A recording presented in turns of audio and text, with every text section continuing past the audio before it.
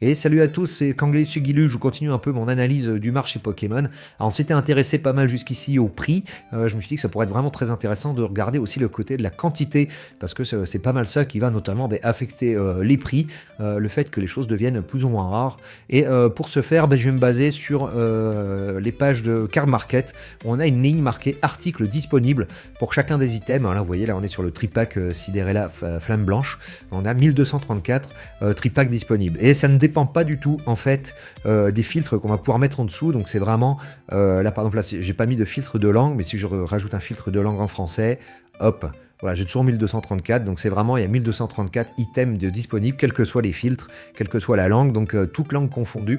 On a 1234 tripacks, donc voilà, c'est pas forcément limité au français, mais bon, je fais avec les moyens que j'ai, et c'est déjà, je pense, assez intéressant de suivre ça. Donc ce que je fais, c'est que je récupère du coup cette entité pour chacun des items qui ont une composition pure, c'est-à-dire qui n'ont pas plusieurs extensions de boosters à l'intérieur, comme pour avoir par exemple certaines Pokébox qui vont avoir deux boosters aventure ensemble, un booster force temporelle, un booster, un mascarade crépusculaire, donc du coup ça compliquerait trop la donne, donc je ne prends vraiment que les objets avec une nature pure à l'intérieur en termes d'extension de booster contenu. Et puis je me note la quantité de boosters également par item, et puis du coup avec ça je peux en déduire la quantité de boosters qui est présente dans Card Market pour chacune des séries. Alors uniquement dans les items purs, alors forcément du coup ça donne un bonus aux séries .5 qui ont beaucoup justement de ces items purs, puisque c'est pas des séries qu'on va retrouver après dans les Pokébox, dans les coffrets, ce genre de choses. Et par contre du coup toutes les séries non .5 vont être un peu sous-évaluées en termes de quantité de boosters disponibles, parce que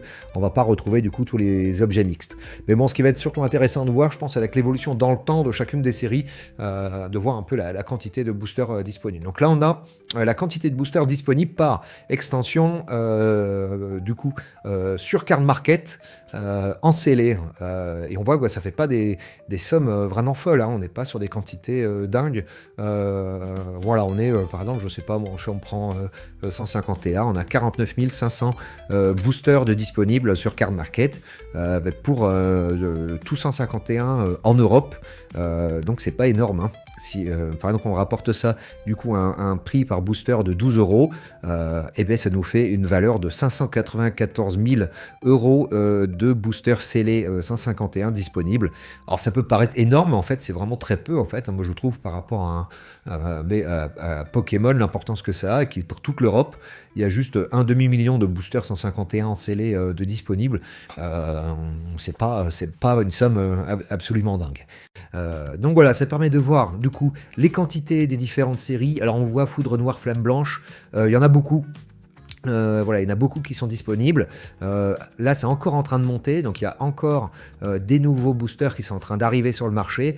Donc, à voir comment tout ça évolue dans le temps. Donc, j'espère que à terme, ça va baisser.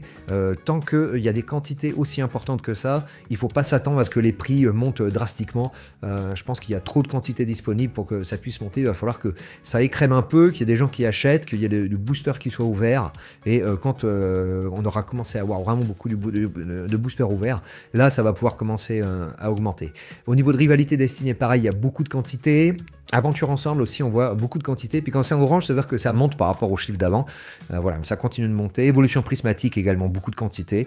Voilà, et puis je vous laisse un peu regarder les chiffres. Vous voyez, couronne stellaire, uniquement 21 000 boosters de disponibles de couronne stellaire. Donc il n'y en a pas tant que ça.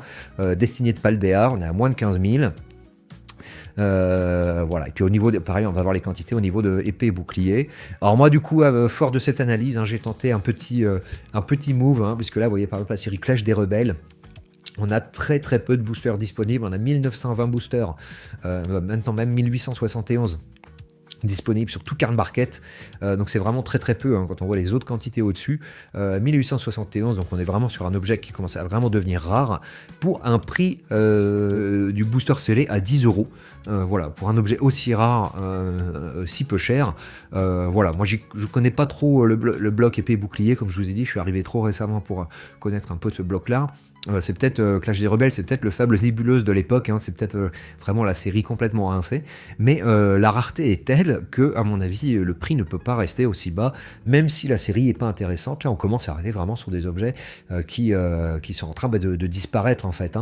Uniquement 1871 boosters disponibles pour toute l'Europe, on voit que c'est quand même très peu. Donc bah, du coup, je me suis intéressé un peu à cette série, puis j'ai fait un petit placement sur un petit item de cette série. Alors je n'ai pas mis énorme, hein, mais c'est pour avoir une ligne comme ça dans mon tableau de scellé, puis pouvoir suivre le chiffre au fur et à mesure du temps. J'aime pas trop investir dans le vintage, acheter des choses qui ont déjà monté, parce que 10 euros c'est déjà des boosters pour moi qui sont chers. J'aime bien les acheter à 6 euros à prix retail, ou aller à 1,650 €. Mais voilà, on est quand même sur des objets qui commencent vraiment à être très vieux, et je me suis dit, bon allez, je vais faire un petit test comme ça, et je me suis pris une toute petite ligne sur cette ligne-là, Clash des Rebelles.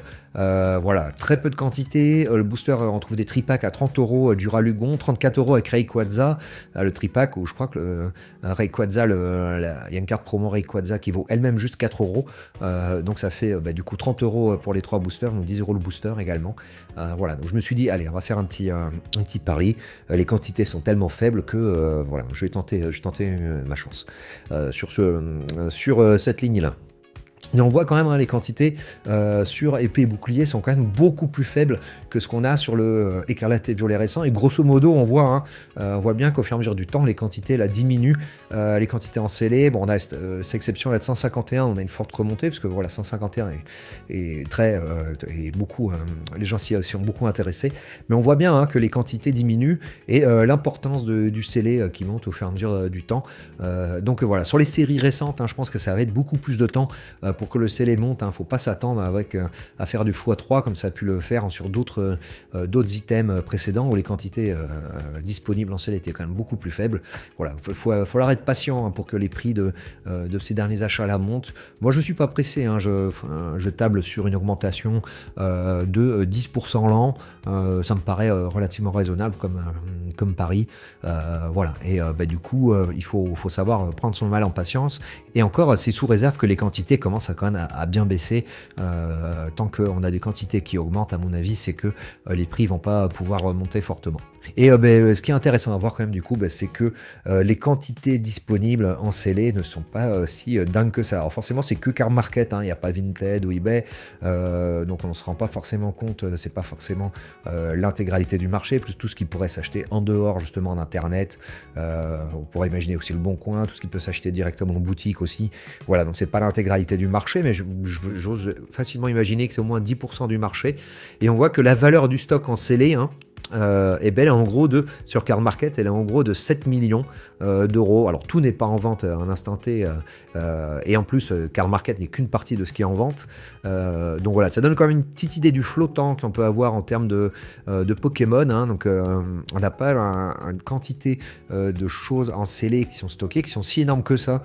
Là on est sur du 7 millions d'euros de stock en vente dans Card Market, à supposer que ça représente 1% du scellé qui soit gardé un peu partout. Ça veut dire qu'on est autour d'un ordre de grandeur de 1 milliard d'euros de Pokémon qui sont gardés en scellé chez les gens dans toute l'Europe. Voilà, avec une production de Pokémon de 1 milliard de paquets par an, à supposer qu'un tiers soit pour l'Europe, on est sur du 2 milliards d'euros de Pokémon qui sont produits par an en booster neuf, et on n'a que 1 milliard qui serait gardé en scellé chez les gens, donc c'est la moitié d'une année de production. Donc c'est pas si énorme que ça en fait, j'ai l'impression. Alors, c'est vraiment juste des chiffres faits à la grosse louche du doigt mouillé.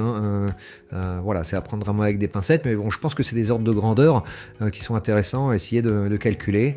On est encore sur des toutes petites sommes, 1 milliard d'euros pour toute l'Europe en Pokémon scellé, c'est vraiment c'est rien du tout. La valeur du stock d'or mondial est de 20 000 milliards d'euros. Le Bitcoin mondial, c'est 2000 milliards d'euros. Voilà, donc juste un petit milliard d'euros au milieu de tout ça, c'est vraiment, pour l'instant, c'est encore un peu rien du tout. Donc ça a un potentiel à la hausse assez dingue si jamais le Pokémon s'impose vraiment comme un actif de réserve non fongible. Voilà, c'était Kangay Sugilu pour une petite vidéo sur la question des quantités. Et moi, je vous dis à bientôt.